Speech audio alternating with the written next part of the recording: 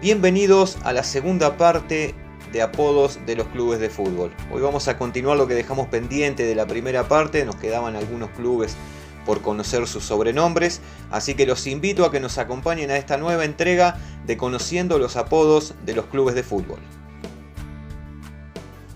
Juan Rosseto había sido miembro fundador de Lanús, pero a los pocos días tuvo que viajar a España. Estando allí conoció al Pontevedra, un equipo que por entonces estaba en primera división y se distinguía con una camiseta color granate. Le gustó tanto esa camiseta que ni bien regresó al país, se las trajo para sus compañeros. El color de camiseta fue utilizado como apodo por sus hinchas, quien llaman al equipo el Granate o simplemente el Grana. Génova es una de las ciudades más pobladas del norte de Italia. Con la corriente inmigratoria que recibió nuestro país hacia fines del siglo XIX y comienzos del XX, muchos italianos se asentaron en el barrio de La Boca. Gran parte de ellos eran de Génova.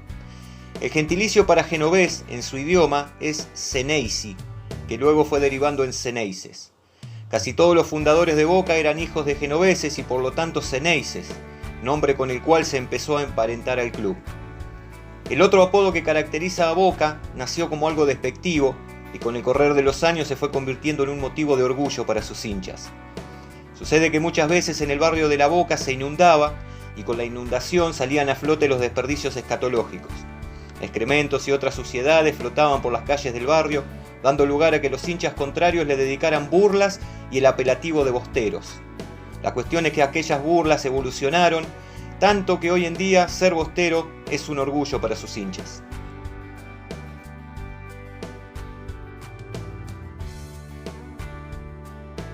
Chacarita se fundó muy cerca del cementerio de la Chacarita, que es el más grande de la ciudad de Buenos Aires.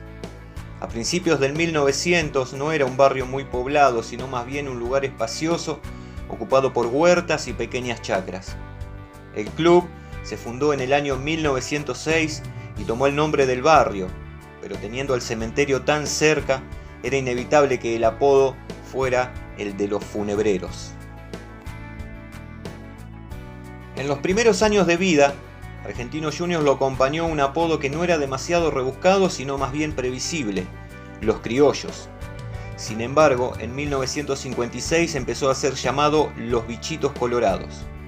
Ese año Argentinos regresaba a primera después de muchos años en el ascenso y tuvo resonantes triunfos ante los equipos grandes.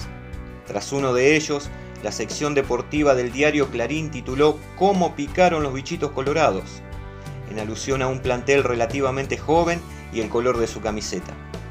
Este apodo se grabó para siempre en los hinchas del club y aunque es el más usado, a Argentinos también se lo conoce como el Tifón de Boyacá. Este viene por su fortaleza cuando jugaba de local. Fue puesto en 1955 cuando estaba en la B por el diario El Líder, después de una victoria trascendental ante Excursionistas. También le dicen el semillero del mundo, ya que de sus inferiores surgieron futbolistas de la talla de Diego Armando Maradona, el Vichy Borghi, Fernando Redondo, Juan Román Riquelme, Juan Pizorín, Esteban Cambiaso y tantos otros. El Club Quilmes y la cerveza Quilmes nacieron en el mismo año de 1887.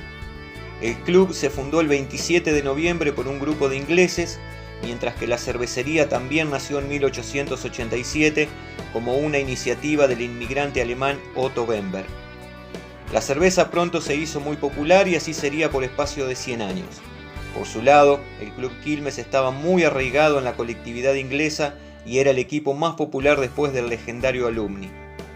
Ya desde aquellos tiempos, principios del siglo pasado, que la gente asociaba el fútbol con la famosa cerveza, por lo que pronto Quilmes se ganó el apodo de cerveceros. Nueva Chicago recibe el apodo que tenía un boxeador. Justo Juárez se destacó en el boxeo siendo un verdadero ídolo del deporte. Famoso, que salió de la pobreza y llegó al estrellato, amado y admirado por todos. Miles de personas lo seguían a sus peleas e incluso triunfó en Estados Unidos. Nació en el barrio de Mataderos y pronto se ganó el apodo de El Torito de Mataderos. Falleció en Córdoba a los 29 años, víctima de tuberculosis. Fue un emblema de Mataderos, como también lo era el Club Nueva Chicago. Por eso, cuando al club se le reconocía su fiereza y su actitud, se lo relacionaba con el famoso boxeador llamándolo el Torito de Mataderos, o simplemente el Torito. Atlético Tucumán es el club más antiguo, no solo de Tucumán, sino de todo el norte argentino. Fue fundado en el año 1902, poco después de que empleados ferroviarios jugaran al fútbol en sus horas libres, captando la curiosidad e interés de los jóvenes tucumanos. Como fue el primer club en toda la región, a Atlético Tucumán se lo conoce como el Decano. Huracán tiene dos apodos, el Globo y los Quemeros, aunque el primero de ellos es el más utilizado. El apodo de Globo viene por el famoso globo aerostático de Jorge Newbery, un aristocrático que se destacó como aviador, deportista, ingeniero y científico. Su globo aerostático se llamaba el Huracán, con el cual cumplió las más diversas hazañas. Su fama y popularidad trascendieron fronteras y cuando los muchachos de Parque Patricio fundaron su club, decidieron llamarlo como el globo de Jorge Newbery, Huracán. Tiempo después le pidieron permiso a Newbery para colocar el globo en su camiseta a manera de escudo y aquel se lo permitió. Desde entonces, al club se lo conoce como el Globo o en su defecto el Globito. El otro apodo de Huracán es Quemeros. Cerca de la cancha de Huracán había un inmenso basural donde la municipalidad y los vecinos tiraban sus desperdicios. Al lugar se lo conocía como La Quema, porque diariamente se prendía fuego a la basura. Era un lugar al aire libre en tiempos donde todavía proliferaban los baldíos y las quintas. En ocasiones, el humo era tanto que llegaba a la cancha de Huracán. Algunas veces había que suspender el partido momentáneamente y esperar que se disipara esa densa nube de humo porque no se veía nada. Dada la cercanía de la cancha con el basural, fue que a Huracán se lo empezó a conocer como los Quemeros. Aldosivi es un club formado por obreros portuarios. Desde un principio la entidad estuvo relacionada con el mar. A la hora de elegir un apodo que los representara, los muchachos se inspiraron en animales marítimos, pero no querían que fuera cualquier animal, sino uno que inspirara respeto y fiereza. Fue así que eligieron el tiburón, uno de los depredadores más grandes de los mares. El clásico de Santa Fe entre Colón y Unión debe ser el clásico más racista del país. Los de Unión le pusieron a Colón los Sabaleros, una forma despectiva de llamarlos, dando a entender su humilde y modesta manera de vivir. Sabalero deriva de sábalo, uno de los peces más abundantes del río Paraná. Muchos simpatizantes de Colón eran pescadores, canoeros o participaban en oficios relacionados a la pesca. Los de Unión trataban de humillarlos diciéndoles sabaleros, pero también iban más lejos y le decían negros o raza, marcando una línea literal entre las clases obreras y aristocráticas. El apelativo de sabalero dejó de ser un insulto para los de Colón y se convirtió en una marca identificativa. Hoy ser de Colón es inexorablemente ser sabalero.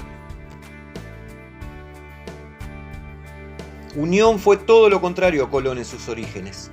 Sus fundadores pertenecían a la clase aristocrática de Santa Fe y se asentaban en el centro de la ciudad. Como los de Unión le habían puesto sabaleros a los de Colón, estos le pusieron tatengues a los de Unión. Tatengue era un término que se usaba a principios del siglo XX para denominar a las personas de clase alta o acomodada. Hace muchísimos años que esta palabra dejó de integrar el vocabulario popular, aunque el apodo de tatengue se mantuvo y hoy es un motivo de orgullo para los hinchas de Unión. A Defensores de Belgrano le dicen el Dragón desde 1983. Ese año Hugo Arbona, hincha del club y dibujante técnico, se propuso crear una mascota que identificara el club. Después de descartar varias ideas, se decidió por el dragón. Apenas aprobado este ser mitológico como emblema del club, se bordó en las camisetas del equipo de primera y ya al año siguiente las nuevas camisetas venían con el dragón estampado. Por lo tanto, desde 1983 a Defensores de Belgrano le dicen el Dragón. Hay un montón de clubes que no tienen un apodo definido, sino que su sobrenombre está ligado estrechamente al color de camiseta o al nombre de la institución. Así encontramos a Ferro, que le dicen Verdolaga por su camiseta de color verde. A Arsenal se lo conoce como el Arce o en su defecto los del Viaducto, por su cercanía con esa obra. A Patronato decidieron acortarle el nombre y lo llaman el Patrón, lo mismo que al Porvenir, un histórico del ascenso conocido como el Porve. A los de Almagro le dicen tricolor por su camiseta celeste, negra y blanca. Con Villa Dálmine pasa lo mismo, su camiseta violeta le da nombre a su apodo, el Violeta. También hay clubes que absorbieron los apodos de otros clubes. Por ejemplo, a Midland le dicen Funebreros, como a Chacarita. A Estudiantes de Caseros lo conocen como el Pincha, al igual que Estudiantes de La Plata, aunque curiosamente el club de Caseros es más antiguo que el de La Plata. A Central Ballester se lo llama Canallas, como Rosario Central, porque tienen los mismos colores que la entidad rosarina y comparten una parte de su nombre. A Deportivo Español y a Centro Español le dicen gallegos. A los Andes y Sportivo Barracas se lo conoce como Mil Rayitas, por las franjas horizontales bien finitas que tiene en su camiseta. Bien amigos, y así llegamos al final de esta segunda entrega donde conocimos un poquito más de los apodos de los clubes del fútbol argentino. Posiblemente hagamos una tercera entrega para no dejar afuera algunos clubes que todavía nos hemos mencionado. Nos vemos en una próxima edición de Historias de Fútbol.